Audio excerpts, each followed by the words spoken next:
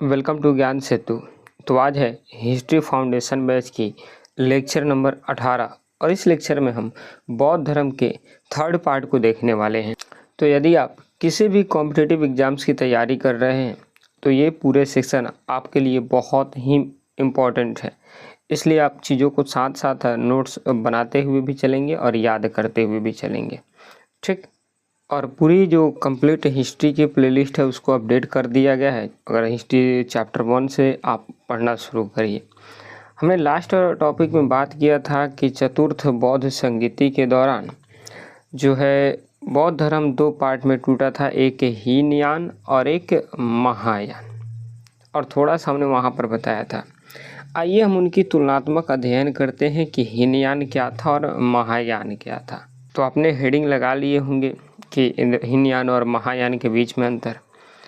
आइए सबसे पहले बात करते हैं विचारधारा की। तो हीनयान मुख्यतः रूढ़िवादी संप्रदाय को मानता था, यानी पौराणिक परंपरा को, जबकि महायान उसमें कुछ सुधार करके सुधारवादी परंपरा को अपनाया। इसमें हीनयान में बुद्ध के स्वरूप को ये लोग महापुरुष मानते हैं, जबकि वहीं महायान को भगवान का दर्जा दिया गया, यानी इनको ईश्वर मानते हैं महायान संप्रदाय के लोग, जबकि हीनयान संप्रदाय के लोग इनको महापुरुष मानते हैं। इसके अलावा इसमें देवी देवताओं को ये लोग नहीं मानते हैं हीनयान में, जबकि महायान में कई सारे देवी देवताओं को मानते हैं। जैसे इसमें मुख्य देवी थी तारा देवी। तो 3 पॉइंट को नोट करेंगे, ठीक। आएंगे आगे समझते हैं। इसके बाद हम बात करते हैं हीनयान की। तो ये हीनयान मूर्ति पूजा नहीं करते थे, जबकि महायान शाखा के लोग मूर्ति पूजा किया करते थे। इसके बाद इसमें जो परम पद था वो अरहत था, जबकि इसमें परम पद था वो बोधिसत्व था। परम पद का मतलब होता है लक्ष्य की प्राप्ति करना। और महायान में जो आपकी हीनयान है वो व्यक्तिवादी थी, जबकि वहीं महायान ये मानवतावादी थी। तो आई होप आप इतनी चीज़ों को नोट कर लिए होंगे और अंतर को एक बार लिखिए, उसको याद करिए बढ़िया से, ठीक। आएंगे नेक्स्ट। इसके बाद अब भाषा की बात करते हैं। तो हीनयान संप्रदाय की प्रमुख भाषा पाली हुआ करती थी, जबकि वहीं महायान जो संप्रदाय थे उनकी प्रमुख भाषा संस्कृत हुआ करती थी। और सबसे लास्ट कारण हम जानते हैं कि हीनयान कहाँ तक फैला था। तो ये Sri Lanka, Burma, Myanmar, Thailand, Cambodia, Laos, Vietnam, ये सारी देशों में ये फैला है, जबकि वहीं महायान शाखा नेपाल, चीन, कोरिया और जापान में ये फैला है। तो चीज़ों को आई होप आप नोट कर लिए होंगे, याद भी कर लीजिएगा। आइए आगे बढ़ते हैं। चलिए अब हम जानते हैं इस लेक्चर की एक बहुत इम्पॉर्टेंट टॉपिक कि आखिर जो बौद्ध धर्म था इनका योगदान भारत के कल्चर में, भारत की संस्कृति, भारत की सभ्यता में किस प्रकार से है। तो आइए चीज़ों को हम जानते हैं। सबसे पहले तो बात करते हैं कि इनका मुख्य योगदान सामाजिक सुधार में किस प्रकार से था। तो भगवान बुद्ध ने अत्यंत सरल एवं आडंबर विहीन धर्म का प्रतिपादन किया, जिसे आम जनता आसानी से अपना सकती थी। यानी कोई इसमें बाहरी आडंबर नहीं था, कोई दिखावटी नहीं था, कोई किसी भी प्रकार की कोई चीज़ें यहाँ पर नहीं थी। बस एक आपको साधारण सा मनुष्य बन करके उन धर्म को पालन करना है, बोधिसत्व को प्राप्त करनी है, और भगवान बुद्ध के 4 आर्य सत्य का पालन करना और अष्टांगिक मार्ग को फॉलो करके आप अपने जीवन को बढ़ा सकते। तो ये बस था, एकदम सीधा साधारण था। उन्होंने तत्कालीन समाज में व्याप्त धार्मिक आडंबर, जटिल कर्मकांड, अंधविश्वास, सामाजिक असमानता, वर्ण व्यवस्था, इन सब पर पुरजोर विरोध किए ये कि कोई भी बाहरी आडंबर जैसी चीज़ें नहीं, कर्मकांड जैसी चीज़ें नहीं, अंधविश्वास को तो फॉलो ही नहीं करना। और जो समाज में असमानता फैली थी कि वो बड़ा जात है, वो छोटा जात है, ये भी चीज़ें वो नहीं मानते थे।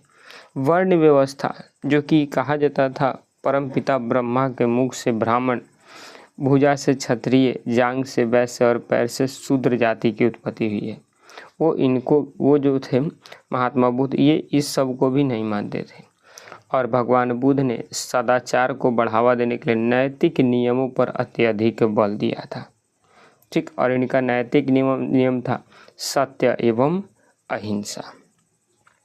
तो ये इनकी रही कि इनके जो मुख्य योगदान था बौद्ध धर्म का सामाजिक सुधार में किस प्रकार से था। और इसी सामाजिक सुधार में इन्होंने एक पंचशील सिद्धांत दिया था, जो कि एक मनुष्य को अपने नैतिक जीवन को अच्छे तरीके से चलाने के लिए पंचशील सिद्धांत दिए कि झूठ नहीं बोलनी है, चोरी नहीं करना है, हिंसा नहीं करना है, नशा नहीं करना है, व्यभिचार नहीं करना है। यदि कोई व्यक्ति इन 5 पंचशील सिद्धांत को अपने अंदर उतार ले तो जाहिर सी बात है वो इस दुनिया में इस दुख रूपी सैया से वो बाहर निकल सकता है। और इन्होंने ही समाज में एक मध्यम मार्ग का प्रतिपादन किया था, जो कि मानव के जीवन के लिए बहुत इम्पोर्टेंट थी। मतलब यह मार्ग जो बताता है ना आपको बहुत ज़्यादा चीज़ें चाहिए ना आपको बहुत कम, सभी को एक बराबर एक संतुलन बनाकर आप अपने जीवन को अच्छा से जी सकते हैं। तो ये महात्मा बुद्ध द्वारा भारतीय समाज को सुधारने का एक प्रयास किया गया। तो ये सामाजिक में क्या योगदान था, ये योगदान है। चलिए अब हम जानते हैं कि बौद्ध धर्म का कला एवं संस्कृति में किस प्रकार से योगदान रहा है। तो बौद्ध धर्म में कई सारे स्थापत्य कला बनवाए हैं, जैसे चैत्य, विहार, स्तूप। जैसे चैत्य का उदाहरण कार्ले, अजंता, ये सब महाराष्ट्र में है, ये सब इसके उदाहरण हैं। मतलब चैत्य का मतलब एक पूजा घर होता है। क्या होता है? पूजा घर। और विहार का जो अर्थ होता है भिक्षुओं के निवास स्थान, जो कि बौद्ध धर्म में हुआ करते हैं। और ये जैसे उदाहरण में है बोध गया, सारनाथ, ये सब इसी के उदाहरण हैं। और स्तूप मतलब जिसमें पवित्र बौद्ध स्मारक रखे हुए हैं, जैसे धमेख का जो हो गया, सांची का स्तूप हो गया। ये सब आपकी स्थापत्य कला है। आज दुनिया सभी देखने जाती है, कार्ले की गुफा को, अजंता की गुफा को, बोध गया को हमारे बिहार में, सारनाथ को, धमेख स्तूप, सांची के स्तूप, ये सब जगह लोग जाते हैं। दैट मीन्स कि भारत के कला और संस्कृति में भी बौद्ध धर्म का काफ़ी ज़्यादा योगदान दिया है। इसके अलावा जो आज मूर्तियाँ बनती है गांधार शैली में, मथुरा शैली में, अमरावती शैली में, ये सब मूर्तियाँ जो बनती है वो आपकी इसी बौद्ध धर्म का ही देन है। बाद में हम जब आर्ट एंड कल्चर पढ़ेंगे तो वहाँ पर आपको मूर्ति की कई सारी कलाएँ बताया जाएगा। तो आई होप आप इतना जान लिए होंगे कि ये कला एवं संस्कृति में इनका किस प्रकार से योगदान था। चलिए आइए अब हम जानते हैं आज का लास्ट टॉपिक इस लेक्चर का, और इसके बाद ये चैप्टर पूरी तरह से हम बौद्ध धर्म को फिनिश कर देंगे। बौद्ध धर्म के प्रसार और किस प्रकार से इसका पतन हुआ। ठीक, आएंगे तो हेडिंग लगा लीजिए, बौद्ध धर्म का प्रसार और पतन। प्रसार का मतलब आप क्या समझते हैं? बौद्ध धर्म का प्रसार मतलब कहाँ कहाँ पर बौद्ध धर्म फैलाने के लिए जो चीज़ें बनाई गई थी वो। तो जैसे अजंता की गुफाएं हो गई, एलोरा की गुफाएं हो गई, बाग इत्यादि गुफाओं से हमको बौद्ध धर्म से संबंधित कई सारे चित्र और भित्ति चित्र देखने को मिलते हैं। ये गुफाएं प्राचीन भारतीय कला और बौद्ध दर्शन के समन्वय का उत्कृष्ट उदाहरण है। और इन चित्रों में बुद्ध के जीवन, जातक कथाओं, आध्यात्मिक शांति इत्यादि का चित्रण देखने को मिला है। यहाँ पर इमेज था जो कि करप्ट हो चुकी है, बट कोई ना सुनिए। मतलब क्या है कि अजंता, एलोरा, बाघ जैसी गुफाओं में बौद्ध धर्म के प्रसार देखने को मिलते हैं। अब इससे होगा क्या? यदि मान लीजिए कि आप गए वहाँ पर घूमने, आपको जो वो चीज़ों को पढ़े, चीज़ों को देखे, उनके मर्म को समझे, उनके सिद्धांत को समझे, और तब आपको क्या लगा कि बौद्ध धर्म बढ़िया है, आप उसको अपना लिए। इसका मतलब बौद्ध धर्म का प्रसार ही कर रहे हैं हम, गुफा बना करके, चित्र बना करके। तो कई सारी जगहों पर इसका हमको साक्ष्य देखने को मिलता है बौद्ध धर्म के प्रसार का। इसके अलावा कई जगह पर बौद्ध धर्म का शिक्षा केंद्र भी स्थापित हुआ, ताकि लोगों को बौद्ध धर्म के बारे में समझाया जाए, पढ़ाया जाए।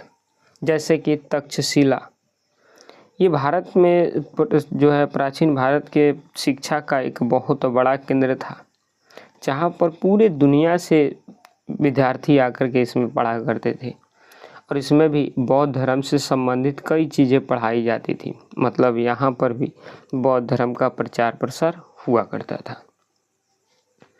फिर बात करते हैं नालंदा की, तो इसमें बौद्ध धर्म और दर्शन के विकास के लिए कई सारी इसमें विश्वविद्यालय थी। ये नालंदा हमारे बिहार में है। यहाँ पर भी पूरी दुनिया से लोग स्टूडेंट आकर के पढ़ते थे और यहाँ पर बौद्ध धर्म से संबंधित चीज़ों को भी पढ़ाया जाता था। इसका मतलब हम क्या समझे कि न सिर्फ मंदिर, न सिर्फ गुफाओं में, बल्कि कई सारे शैक्षणिक संस्थानों के द्वारा भी बौद्ध धर्म के का प्रचार प्रसार किया जाता था। ठीक, आएंगे आगे। इसके अलावा भारत में कई सारी विदेशी यहाँ पर आए, भ्रमण किए और अपने यात्रा वृत्तांत में उन्होंने इस बौद्ध धर्म के बारे में लिखा।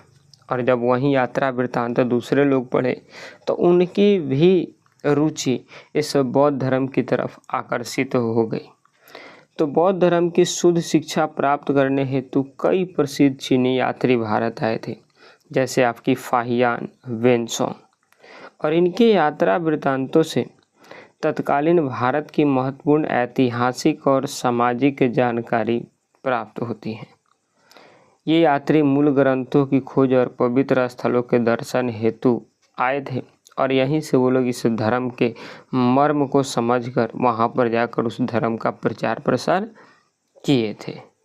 ठीक, परंतु इस धर्म का तो प्रचार प्रसार हुआ, लेकिन वो कौन सी अब कारण बनी जिसने इतनी बड़ी बौद्ध धर्म को आज पतन होने के कगार पर ला दिया।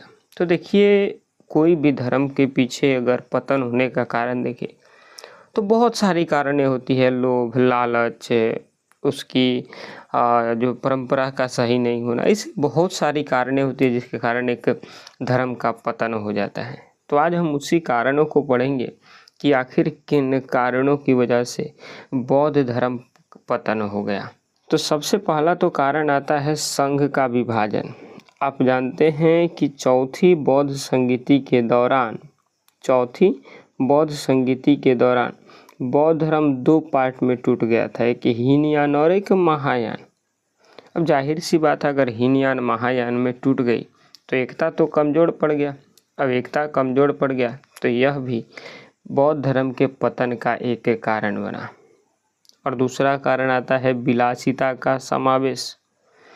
मतलब कुछ लोगों के अंदर जो था आपकी लालच समा गई, तो बौद्ध संघ धन का केंद्र बन गया। सोने चांदी के भारी दान ने भिक्षुओं के जीवन में विलासिता और नैतिक पतन उत्पन्न कर दिया। अब लालच समा गई तो ये भी बौद्ध धर्म के पतन का एक प्रमुख कारण बनी। इसके बाद इसमें जो भाषाओं का प्रयोग किया जाता था वो भी थोड़ा बहुत, मतलब जैसे संस्कृत का प्रयोग हुआ। शुरू में तो इसमें पाली भाषा का प्रयोग किया गया, परंतु बाद में चल करके संस्कृत अपना लिया गया। अब जाहिर सी बात है, पहले आप पाली भाषा यूज करिए, बाद में संस्कृत, तो इससे जो जनता है उस संगठन से जुड़े, उस धर्म से जुड़े, वो थोड़ी बहुत नाराज़ हो जाएगी। अब नाराज़ हो जाएगी तो वो धीरे धीरे छोड़ देंगी। अब छोड़ देंगी तो इस वजह से यह भी पतन का एक प्रमुख कारण बना। इसके अलावा एक इसी में से शाखा निकला जिसका नाम था ब्रजयान शाखा। और इस ब्रजयान शाखा में मांस, मदिरा, मैथुन जैसी कुप्रथाओं का प्रवेश होना अब शुरू हो गया। अब जब इसमें इस प्रकार की कुप्रथाएं शुरू हो गई तो ये भी धर्म धीरे धीरे आपकी पतन के कगार पर हो गई। तो इसलिए कुप्रथाओं का ग्रहण भी एक प्रमुख कारण बना आपके बौद्ध धर्मों के पतन का। कई सारे इसमें कर्मकांड, अंधविश्वास धीरे धीरे अब इसमें भी बढ़ना शुरू हो गया, तो जो कि एक प्रमुख कारण बना बौद्ध धर्म के पतन का। इसके बाद जो सबसे अगली कारण होती है, इस ब्राह्मण धर्म का पुनरुत्थान हो गया। यानी अब ब्राह्मण धर्म अपने चरम पर पहुंच चुका। ब्राह्मण धर्म में आए सुधारवादी आंदोलनों ने बौद्ध धर्म की लोकप्रियता को चुनौती दी, जैसे कुमारिल भट्ट एवं शंकराचार्य ने शास्त्रार्थ में बौद्ध भिक्षुओं को पराजित किया था और ब्राह्मण धर्म ने स्वयं में सुधार करके अधिक आकर्षक और सरल बनाया गया, जिससे जनता का झुकाव पुनः सनातन या ब्राह्मण धर्म की ओर होने लगा। और इस वजह से धीरे धीरे करके ये जो बौद्ध धर्म है उसका पतन होने लगा। तो यह भी एक प्रमुख कारण बना। फिर इसके अलावा जो सबसे अंतिम कारण होती है, कई सारी बाहरी आक्रमण हो गए, जैसे हुन का आक्रमण हुए, तोराणमल और मिहिर कुल जैसे क्रूर आक्रमणियों ने बौद्ध विहारों को नष्ट कर दिया। वहीं हिंसा का इसमें प्रभाव हो गया। अहिंसावादी बौद्ध भिक्षु इन हिंसक आक्रमणों का सामना करने में असमर्थ रहे, तो धीरे धीरे करके ये आपकी बौद्ध धर्म क्या हो गया, ख़त्म होना शुरू हो गया। और जो सबसे अंतिम कारण रहा आपकी शिक्षा केंद्रों का विनाश। जिस जगहों पर इनकी शिक्षाएं प्राप्त कराई जाती थी उसको ख़त्म कर दिया गया। जैसे याद करिए आप विक्रमशिला विश्वविद्यालय के बारे में, नालंदा विश्वविद्यालय के बारे में, कि कई सारे तुर्क आक्रमणकारियों ने इस पर, जिसे इसकी बात करते हैं बख्तियार खिलजी ने इसमें आग लगा दिया था। और आग लगाने के तहत पूरा का पूरा जो भी आपकी शिक्षाएं थी वहाँ पर, बौद्ध धर्म से संबंधित पुस्तकें थी, साक्ष्य था, सब जल के भस्म हो गया। अब जल गया तो उसके बारे में उतना कोई बताया नहीं। अब बताया नहीं तो जाहिर सी बात है धीरे धीरे करके वो चीज़ें, बौद्ध धर्म अब पतन होने के कगार पर आ गई। इस प्रकार हमको ये निष्कर्ष निकलता है कि बौद्ध धर्म ने भारतीय संस्कृति को अहिंसा, कला, महान शिक्षा संस्थानों का उपहार दिया, किंतु भ्रष्टाचार, भाषाई बदलाव, विदेशी आक्रमणों के कारण इसका धीरे धीरे पतन हो गया। ठीक, तो बस आपकी चैप्टर कंप्लीट हुई बौद्ध धर्म। कल हम शुरू करेंगे जैन धर्म को। ठीक है, तो मिलेंगे आपसे एक और नए वीडियो के साथ में। तब तक के लिए जय हिंद, जय भारत।